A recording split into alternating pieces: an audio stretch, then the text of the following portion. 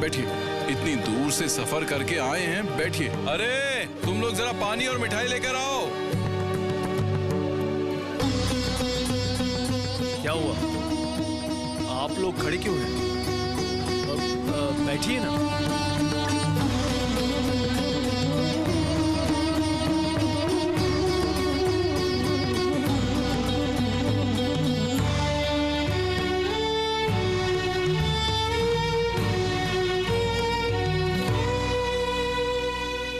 आइए, आप जरा बैठिए मौसी जी, बैठिए। हम लोगों को पहचान पा रही हैं? हम लोग राम की ममेरी बहनें हैं। शादी से पहले आप लोगों के घर गई थी। हाँ बेटी, तुम लोगों को मैं अच्छी तरह से जानती हूँ। तो तुम लोगों की बुआ जी कहाँ पर है? यहीं पर आएंगी। मैंने नई बहू को बुलाया है। ओ माँ, उसको क्यों बुलाया है आप लोगों ने?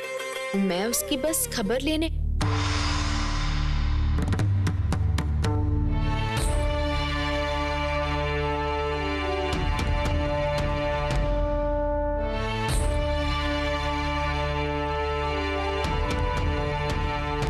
आपके साथ मेरा परिचय नहीं हुआ। घर के पुरुषों ने ही सारी बातें की थी ना, इसलिए आपसे परिचय करने के लिए आई हूँ। बुआ जी, आप समधन जी के साथ बात कीजिए, हम लोग उधर देखते हैं। बैठिए।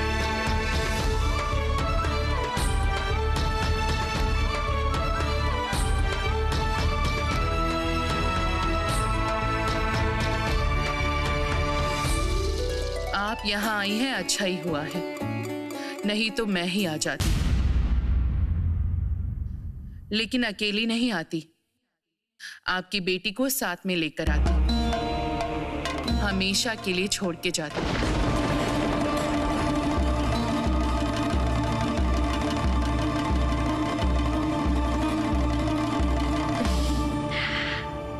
आप उसे मेरी बेटी क्यों कह रही हैं? अब तो वो मेरी बेटी नहीं है, शादी के बाद तो वो आपकी बेटी है ना। और आप बेटी को लेकर हमारे घर आ ही सकती हैं, लेकिन छोड़ के नहीं आ सकती। बेटी को कोई पराया करता है क्या? मायके से तो उसे कोई भी शिक्षा नहीं मिली है। कल बहू परिचय के समय हमारे घर के बारे में कितना अनाप शनाप कहा है,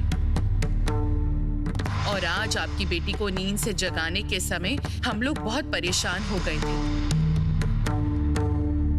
वो अपनी ननदों को नौकरानी समझकर हुक्म दे रही थी। वो तो मैं थी, इसलिए बहू के बाल पकड़ लिए। मेरी सास अगर जीवित रहती तो गरम तवा से सेक देती। पद्मा की बातचीत अच्छी नहीं है, ये मुझे पता है दीदी। मेरी पहली बच्ची है, इसीलिए उसको सबने लाड प्यार से पाला है। उसको कुछ दिन समय दीजिए, अभी मारना पीटना सही नहीं होगा। क्या ऐसे ही मैंने हाथ उठाया था?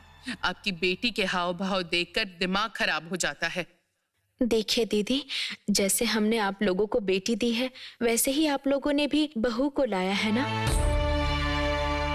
मेरी सासू माँ ने मुझसे कहा था कि वही मेरी माँ है। हम बिल्कुल बचपन में ही ससुराल में आ जाते हैं। माँ को ठीक से पहचानने से पहले ही सासू माँ हमारी माँ बन जाती हैं। और कुछ दिन आप पद्मा को समय दीजिए। इस घर गृहस्थी में एक बार मन लगने से वो मुझे और नहीं पहचानेगी। तब आप ही उसकी सब कुछ होंगी। समधन जी राम के पिता नहीं है, इसलिए मैंने सोचा था अगर समधी जी का हाथ मेरे बेटे के सर पर रहे तो उसका भविष्य संवर जाएगा। इसलिए सबके विरुद्ध जाकर मैंने ये रिश्ता जोड़ा था।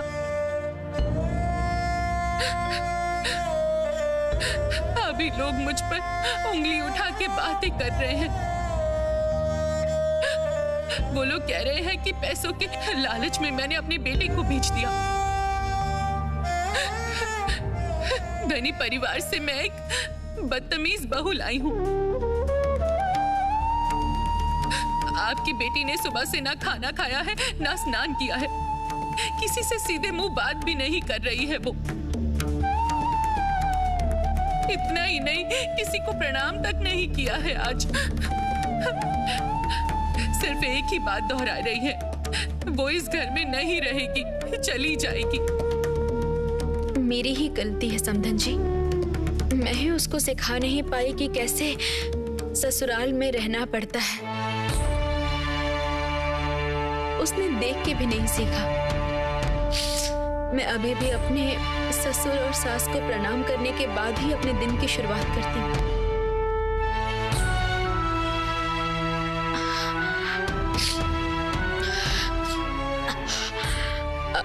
अगर आप एक बार मेरी पद्मा बेटी को बुला दे तो। लेकिन आप ध्यान रखना, पद्मा के पिताजी को ये सब बातें पता नहीं चलनी चाहिए किसी भी तरह। समधन जी, बहुत परेशान होकर 2 बातें मैंने बोल दी, बुरा मत मानिएगा। मैं अभी आपकी बेटी को भिजवा देती हूँ। देखिए, अगर आप उसे समझा सके।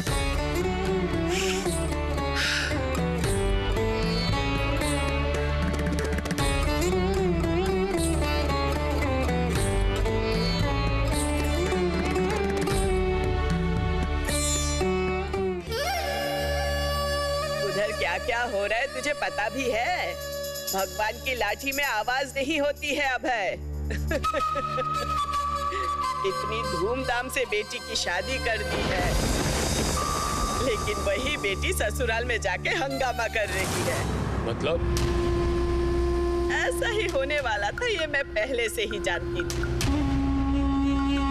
वो लड़की ही छोटी बहू के मुंह पर काली पोत देगी।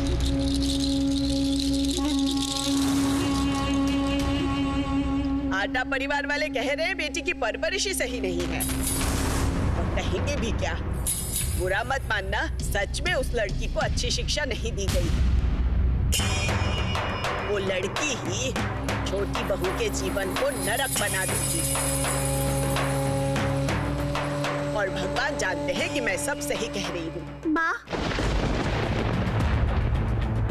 उस लड़की को क्यों ऐसे आप श्राप दे रही हैं? पद्मा तो आपकी भी पोती है।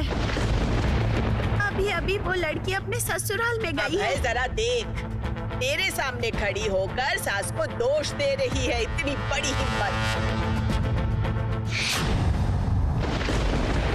तुम्हारी इतनी हिम्मत कैसे होगी कि मेरे सामने खड़ी होकर माँ का अपमान कर रही हो? भूल गई हो ना, इससे पहले भी ऐसी बदतमीजी के लिए मैंने तुम्हें माफी मंगवाई थी, है ना? भूल गई हो, माँ हमसे बड़ी है, उनके साथ कैसे बात करनी चाहिए। इस बार तुम्हें याद रहे, उसकी व्यवस्था मैं कर दूंगा। आज तुम नाक रगड़ोगी। क्या हुआ, सुनाई नहीं दिया क्या? जाओ नाक रगड़ो। मैंने माँ जी का अपमान नहीं किया है। मैं तो सिर्फ ये कह रही हूँ कि उस लड़की को ऐसे श्राप मत दीजिए। माँ, देखिए मैं आपके पैर पड़ती हूँ, नाक रगड़ती हूँ।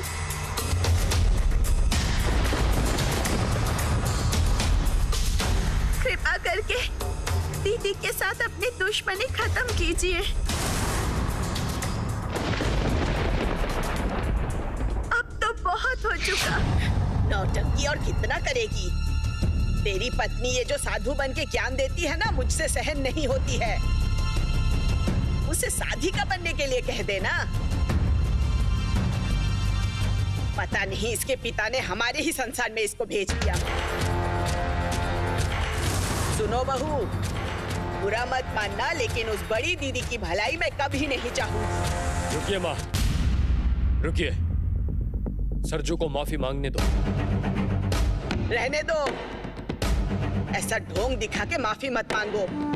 जब देखो तब अपमान करती है। माँ, माँ मेरी बात सुनिए।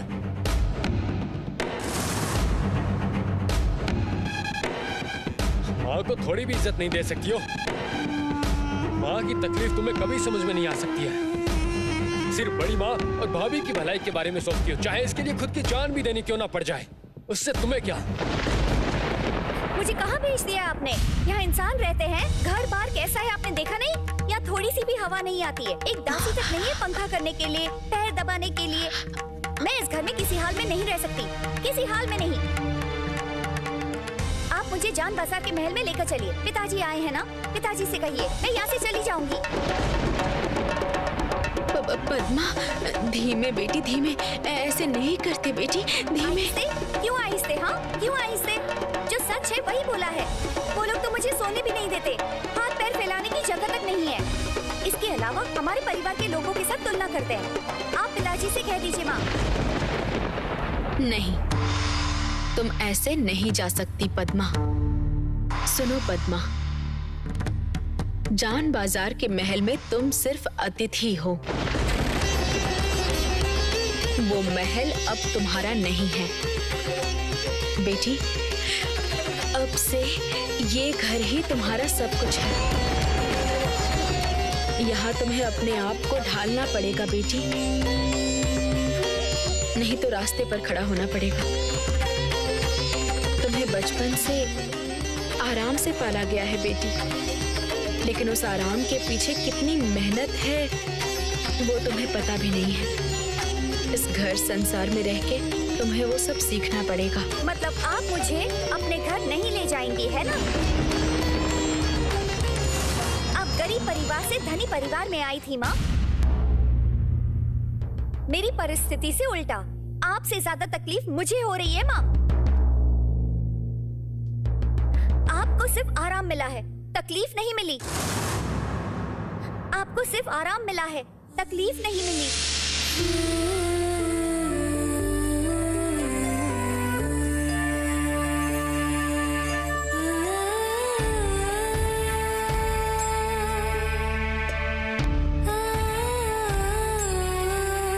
पद्मा, उस घर के लोगों ने मुझे ऐसे ही प्यार नहीं दिया है। मेरे व्यवहार से उनका प्यार जीतना पड़ा है मुझे, और तुम्हें भी यही कोशिश करनी पड़ेगी। ठीक है, मैं ऐसा ही करूंगी। जान बाजार के महल के बारे में भूल जाऊंगी। दूसरे लोग ही आपके लिए अपने हैं। आपका पैसा संपत्ति सब उनको ही मिलेगा। यही बात आप मुझसे कहने आई है ना? आप मुझे जानती नहीं है माँ। मैं आपके सामने हाथ फैलाकर कुछ नहीं लूंगी, कुछ नहीं। जो लेना है मैं छीन लूंगी, देख लेना। अब से आप समझ लीजिए, पद्मा मर गई है, मर गई है।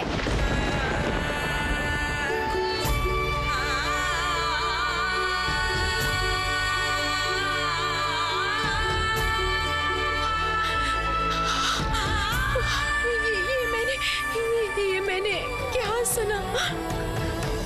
इस लड़की को मैंने अपने घर में पाला है। ये क्या है रघुवीर? ये आपने क्यों किया? क्यों?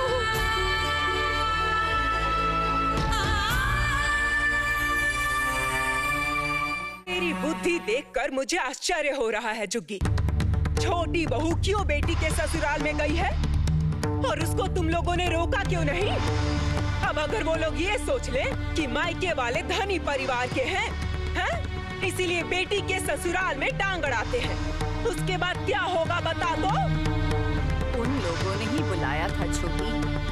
छोटी बहू तो खुद से नहीं गई। आप भी बिल्कुल समझती नहीं है दीदी। अरे ये सब बातें उन्होंने गुस्से में कह दिया है, ये बात हमें समझनी होगी। जब बेटी की शादी करवाई है तो बेटी की सारी जिम्मेदारी ससुराल की। उसकी सास उसे अपने हिसाब से तैयार करेगी। जैसे भी हो, मार के, पीट के या किसी तरह से वो अपने हिसाब से कर लेगी बस। ये आप क्या कह रही हैं माँ जी? पद्मा हमारी बड़ी पोती है, हमारी आंखों का तारा है। अगर उसके साथ कोई बुरा व्यवहार करेगा तो हमारे सम्मान को हानि होगी। देखो प्रीतराम, तुम और तुम्हारा बेटा ना पद्मा को कुछ ज्यादा ही सर पे चढ़ा रखा है, समझे? लड़की जात है, चाहे आंखों का तारा ही क्यों ना हो। हाँ? ससुराल में सारी बहुएं एक समान,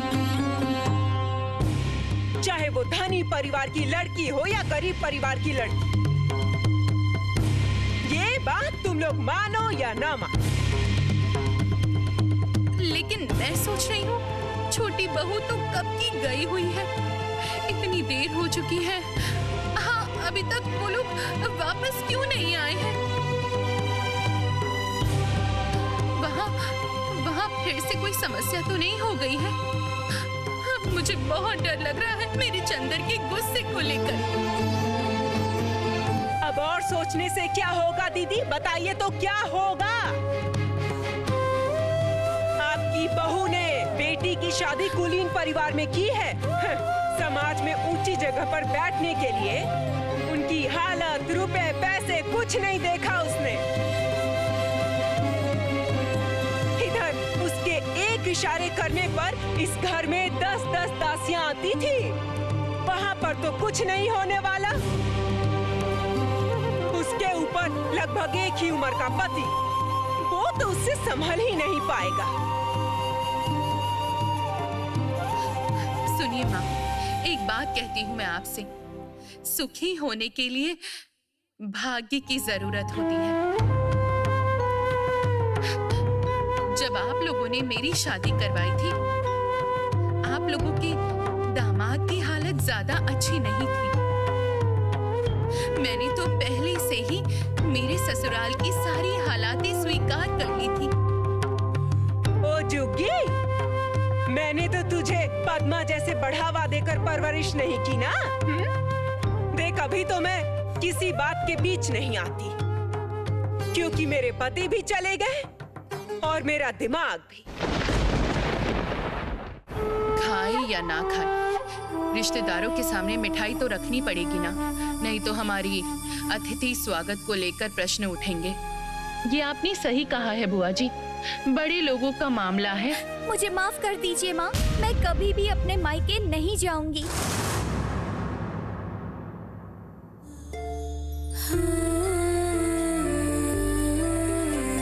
यही मेरा घर है, यही मेरा संसार है।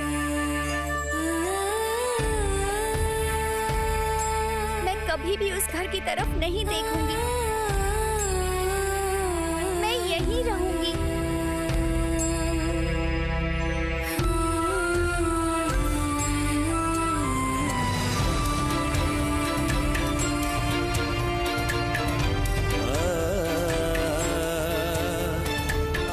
पद्मा बेटी, तेरा इतना गुस्सा और जिद देखकर मुझे बहुत डर लग रहा है बेटी। तेरी माँ तेरी दुश्मन नहीं है, लेकिन क्या तू ये बात कभी समझ पाएगी?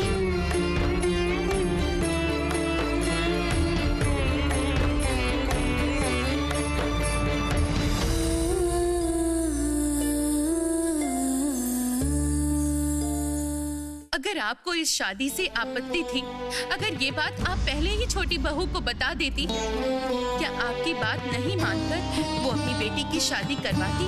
ऐसा काम मेरी छोटी बहू कभी नहीं करती। देख जुग्गी, मेरा मुंह मत खुलवा, समझ गई ना? मुंह मत खुलवा। तेरी छोटी बहू कितनी अच्छी है, कितनी शांत है, ये मैं खूब समझती हूँ। ये जो पद्मा को इतना गुस्सा आता है, इतनी चाहत है, इतनी जिद, ये सब क्या आसमान से उड़ के उसके कंधों पर गिर गया? ये सारे अवगुण उसे छोटी बहू से ही मिले हैं, मैं बता देती हूँ। तू ऐसी बात क्यों कर रही है छोटी?